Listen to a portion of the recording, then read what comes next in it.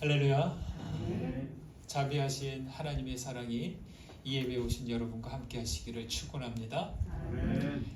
코로나19 유행으로 만 2년을 보내고 이제 3년 차에 들어섰습니다. 바이러스는 델타로 또 오미크론으로 계속 변화를 거듭해 가는데 우리 인간 사회는 옴짝달싹 못하고 지내고 있습니다. 사람이 사는 사회는 참다운 변화를 이루고 있는지 의심하지 않을 수 없습니다. 세상은 수시로 급변하는 듯 하지만 사실은 제자리 걸음을 걷고 있는 것 같습니다. 우리 사람 사회는 변함없이 여전히 고통과 불안과 어두운 모습 그대로입니다. 어김없이 2022년 설 명절이 다가왔습니다. 명절이 되면 흩어져 있던 가족들이 모이는데 고향을 찾아가고 부모님 계신 곳을 찾아갑니다. 그래야 하죠. 코로나19 유행 중이라도 해도 가족이 만나러 가는 길을 가로막을 수는 없겠습니다. 오늘 내일 며칠 동안 도로가 귀성과 귀경 차량들로 북적일 것입니다.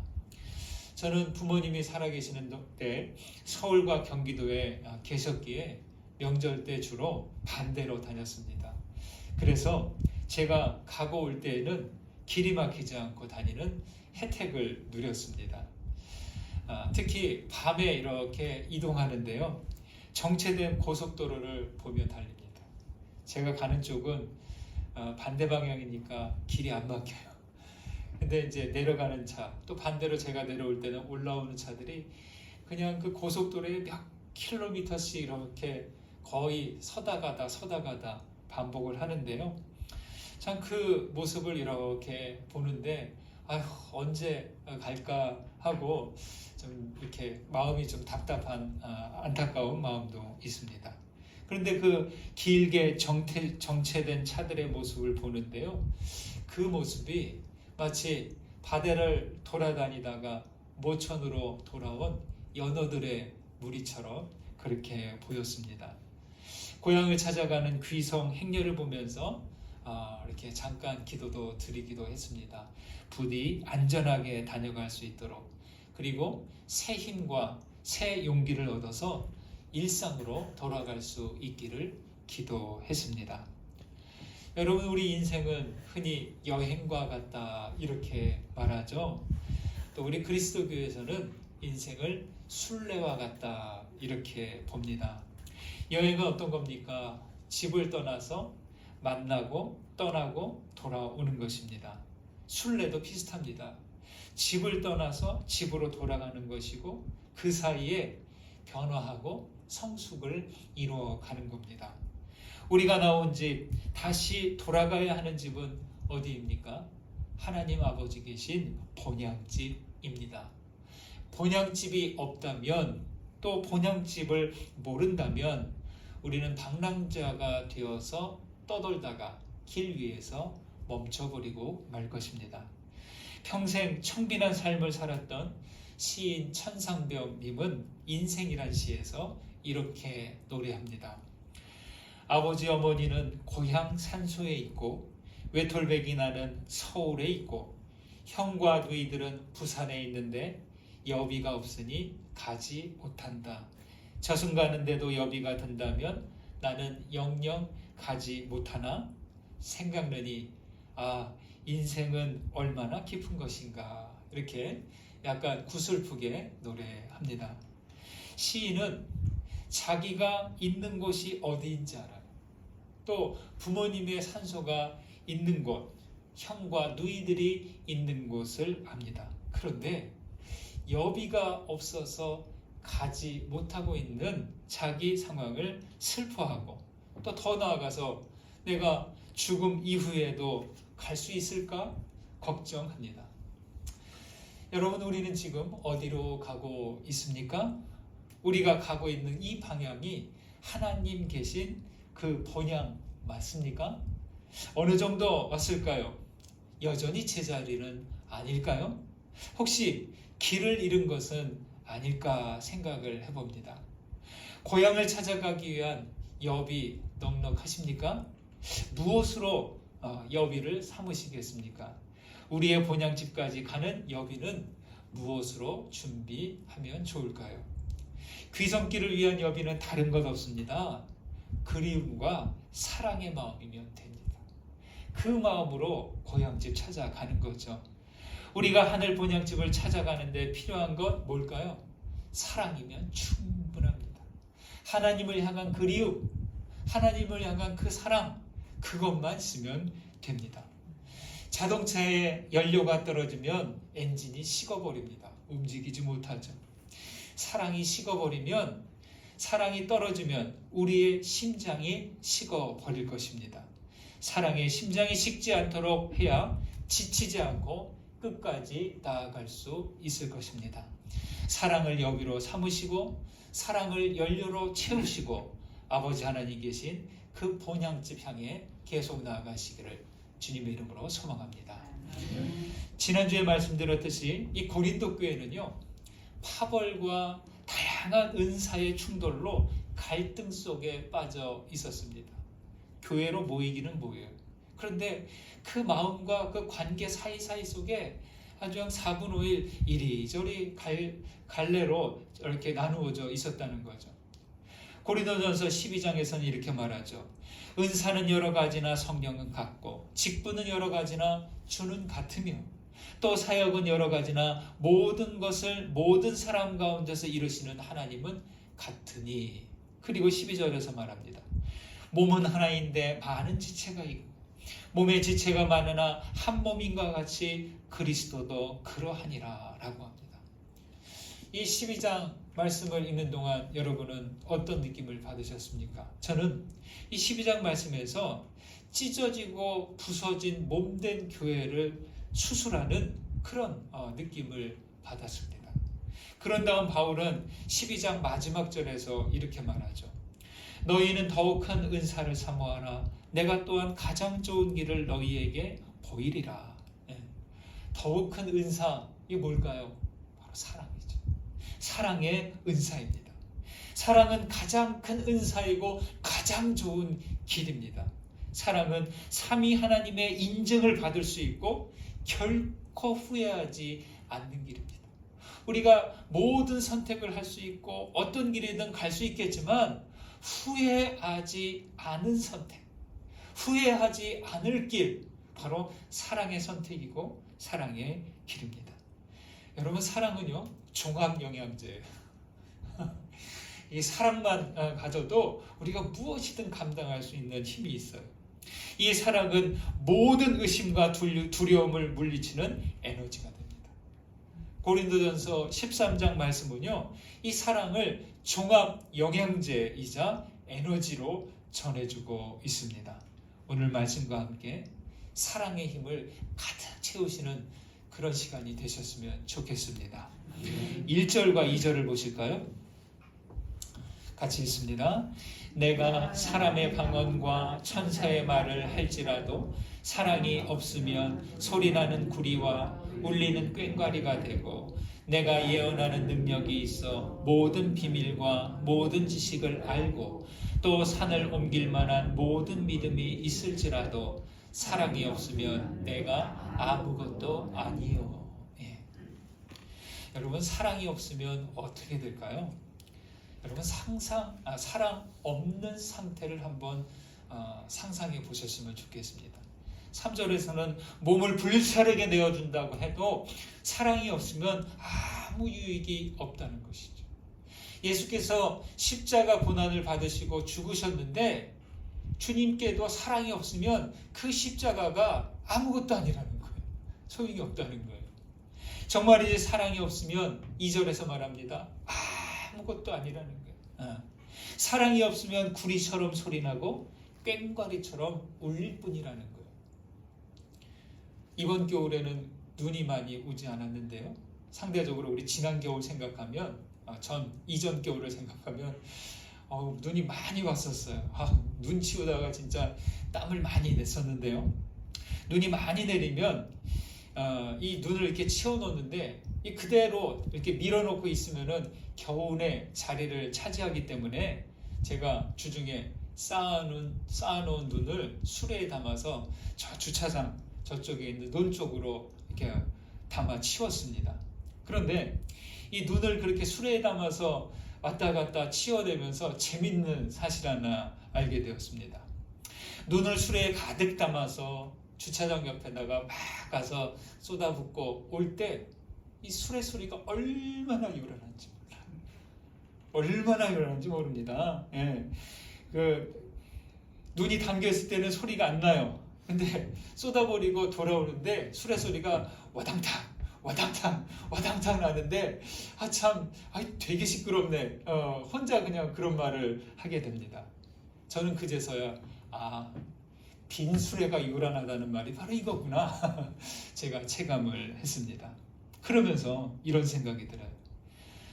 나에게도 사랑이었으면 이 빈 수레처럼 소리만 와당탕 와당탕 나는 그런 사람이 되겠구나 하는 교훈을 얻게 되었습니다. 여러분, 하나님은 생명의 바탕이자 존재의 근거십니다. 제가 자주 말씀을 드리잖아요. 주님, 우리 생명의 바탕에 우리 존재의 뿌리 되시는 분이 하나님이십니다. 또 뭐예요? 하나님은 사랑이십니다. 그럼 이거를 함께 이어볼까요? 무슨 말입니까? 생명의 바탕이다. 도화지 없이 그림을 그릴 수 없듯이 사랑이 없이는 우리 인생의 그림을 그릴 수가 없어요. 아무리 그림을 잘 그리는 화가라 할지라도 이 캔버스가 있어요. 그래야 거기에 스케치를 하든지 색을 칠하든지 하죠. 이게 안 된다는 거죠. 존재의 근거라는 것은 무슨 말이에요? 바닥 기초 없이 집을 지을 수 없듯이 사랑 없이는 인생의 집을 지을 수도 없고 설사 짓는다고 할지라도 지탱할 수 없다는 거예요. 그런 집은 약간만 흔들려도 무너져 버린다는 것이죠. 설 명절 되면 꼭 떡국을 먹고 만두를 빚죠. 만두를 좀 빚으셨습니까? 떡국떡 준비하셨습니까? 떡국 안 드시고 설 지내세요? 집집마다 이 만두 만드는 방식이 다르죠. 특히 뭐가 다르냐면 만두 속 재료가 다릅니다. 취향에 따라 다른데 어떤 재료들로 속을 만들든지 그래도 만두에서 공통된 것 하나 있습니다. 바로 만두피. 만두피 없이 만두를 만들 수가 없어요. 어떤 속을 넣든지 만두피가 없으면 그 안에 속을 채울 수가 없는 거죠. 저는 사랑의 역할이 만두피와 같다 이렇게 생각합니다. 여러분, 만두피로 감싸지 못하면 만두가 안 되잖아요. 그렇듯이 사랑으로 감싸지 않으면 우리 그리스도의 한 몸이 될 수 없는 거죠. 사랑은 모든 것을 하나가 되도록 감싸줍니다. 그래서 사랑은 보자기예요. 보자기와 같은 게 바로 사랑입니다. 감싸고 묶어줍니다. 우리에게 사랑의 보자기 얼마나 준비되어 있습니까? 또 사랑의 만두피를 넉넉하게 준비해 놓았습니까? 여러분, 우리에게 사랑이 부족해지면 어떻게 할 수 있을까요? 나에게 사랑이 부족하구나. 사랑이 부족하면 참 관계가 편하질 않아요. 내 가족이라도 이 사랑이 부족해지면 참 계속 이어가기가 어렵게 됩니다. 바이올린 장인이면서 영성가인 마틴 슐레스카에라는 분이 이런 이야기를 했습니다. 제가 읽어드릴게요. 그러므로 하나님을 사랑하지 않고는 현재를 사랑할 수 없고 현재를 사랑하지 않고는 이웃을 사랑할 수 없습니다. 우리는 기도하는 가운데 하나님 사랑을 받음으로 기도 안에 살지 않고는 주변 세계를 사랑할 수 없고 소명을 다할 수 없습니다. 그러므로 예수가 말한 골방으로의 퇴각, 하나님께 무조건 퇴각하는 시간이 필요합니다. 자기 자신에게 자기 자신을 하찮게 여기고 그리스도 없이 살도록 부추기는 교만을 거절하십시오. 사랑을 잊어버렸다면 다시금 기도의 자리로 나아가십시오. 기도는 우리 삶이 표류하지 않게 붙들어주는 닷입니다. 기도는 삶의 대동맥입니다. 하나님을 보거나 듣거나 느끼는 일은 기술적으로 배워서 되는 것이 아닙니다. 사랑을 통해서 이루어지는 것입니다. 예, 여러분 무슨 얘기인지 이렇게 느낌이 오시죠? 기도의 골방으로 퇴각하는 시간이 필요하다. 정말 그렇습니다. 기도는 뭐예요? 하나님과 상호작용하는 시간이죠. 어떤 상호작용이에요? 기도의 골방에서 뭘 해요? 주님과 사랑을 주고받는 그 얼굴을 향해서 성령께서 주시는 그 은혜의 은총을 받으면서 나를 향한 주님의 사랑을 흠뻑 받아들이고 또 주님을 향한 나의 사랑을 이렇게 보여드리는 것이죠.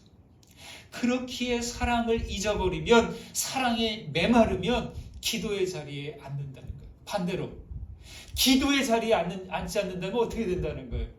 내가 나에게 있는 사랑이 마르는지도 모르는 거예요. 내 삶이, 내 관계가 왜 이렇게 힘들지? 이게 어려운 것이죠. 하나님께 사랑을 공급받아 사랑으로 나아가는 것이죠. 여러분, 사랑 없는 인생, 사랑 없는 신앙의 삶은 상상할 수 없습니다. 사랑이 없으면 우리는 빈수레처럼 요란할 것이고 한 걸음도 나아가지 못할 것입니다. 사랑이 없으면 아무것도 아닌 표류하는 삶이 될 것입니다. 여러분, 수시로 기도의 골방으로 들어가십시오. 아낌없이 부어주시는 주님의 사랑으로 충만하시는 여러분 되시기를 간절히 소망합니다. 4절과 5절, 6절, 7절에서 이렇게 말합니다. 제가 읽어보겠습니다. 사랑은 오래 참고 사랑은 온유하며 시기하지 아니하며 사랑은 자랑하지 아니하며 교만하지 아니하며 6절 불의를 기뻐하지 아니하며 진리와 함께 기뻐하고 모든 것을 참으며 모든 것을 믿으며 모든 것을 바라며 모든 것을 견디느니라. 정말 아름다운 시를 읽는 듯하고 정말 주옥 같은 말씀입니다. 여기에 사랑의 힘이 들어가 있습니다. 이 말씀에 나온 이 내용들이 사랑의 능력이에요. 사랑은요, 이 내용을 이렇게 보니까 크게 두 가지예요. 긍정적인 것을 끌어당기고 부정적인 것들을 물리칩니다. 이게 사랑의 능력이에요. 보실까요? 사랑은 오래 참고 온유와 진리와 함께 기뻐하는 것, 모든 것을 바라고 모든 것을 믿고 모든 것을 견디는 것들 뭐예요? 바로 긍정하는 것.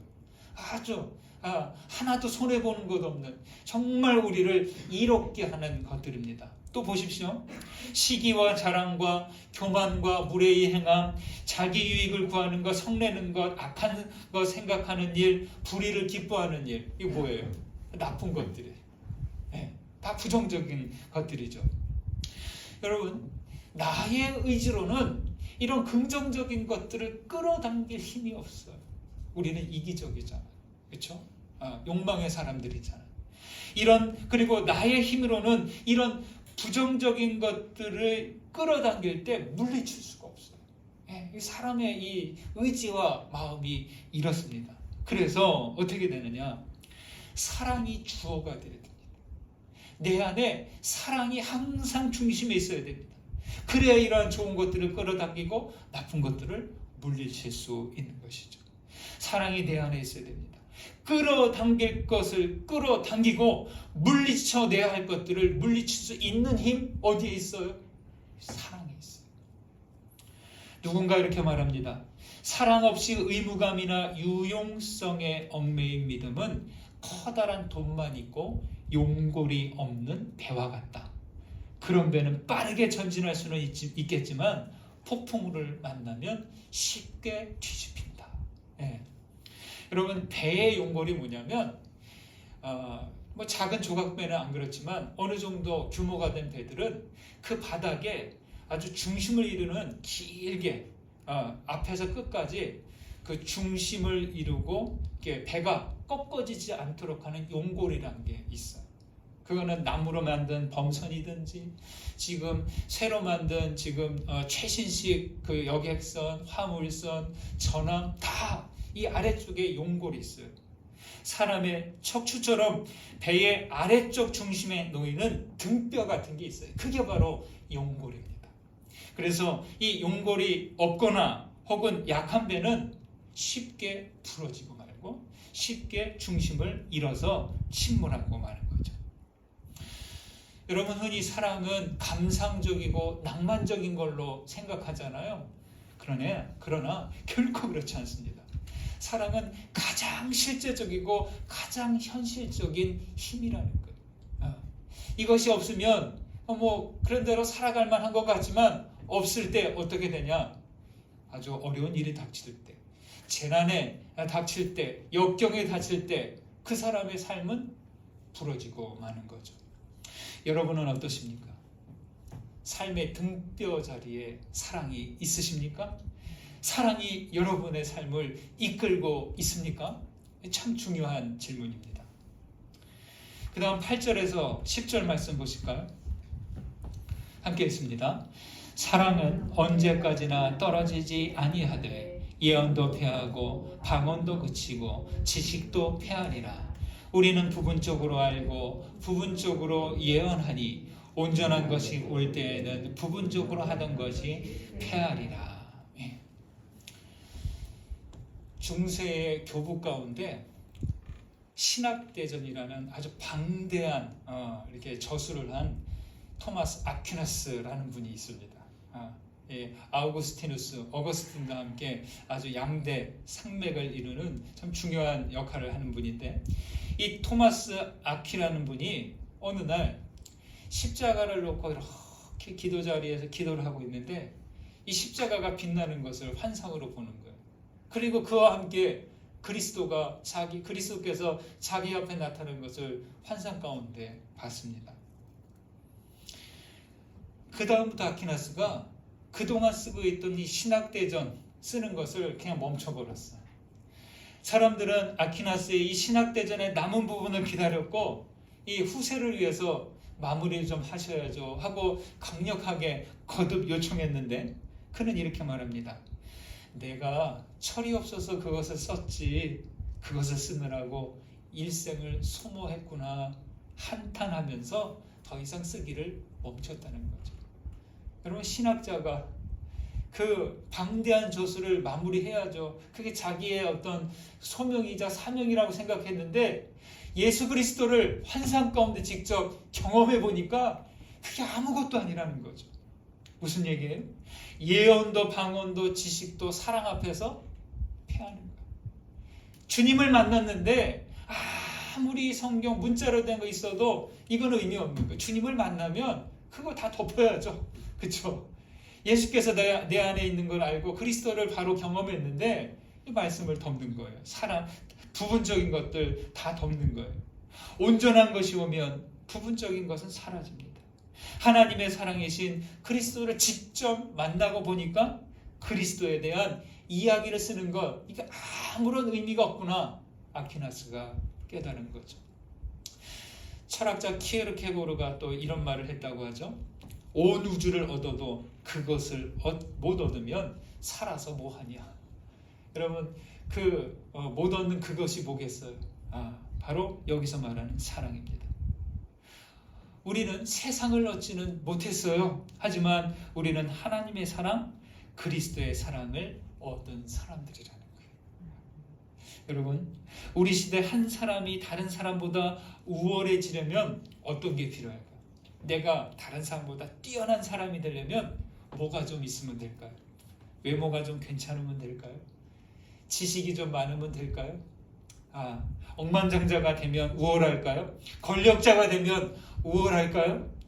솔직히 말해, 오늘날 세상은 자본이 많은 사람, 자본과 가까운 사람, 한자로 말하면 자본 측근자, 이 돈이 많은 사람, 이런 사람을 왕으로 인정해 주지 않습니까? 그렇죠? 사람들은 그렇지 않다고 하면서도 자본가들을 우월하다고 인정해 줍니다. 그런데요, 결코 그렇지 않다는 겁니다. 사랑은 한 인간이 다른 인간보다 우월할 수 있기 위한 유일한 수단. 다른 것으로 우월해지려고 하지 마십시오. 사랑은 누군가를 위한 헌신하는 능력이고 헌신하는 사람은 누구보다 우월합니다. 여러분, 누구보다 우월한 삶을 살기 원하십니까? 뭐 그냥 대충 살기를 원하십니까?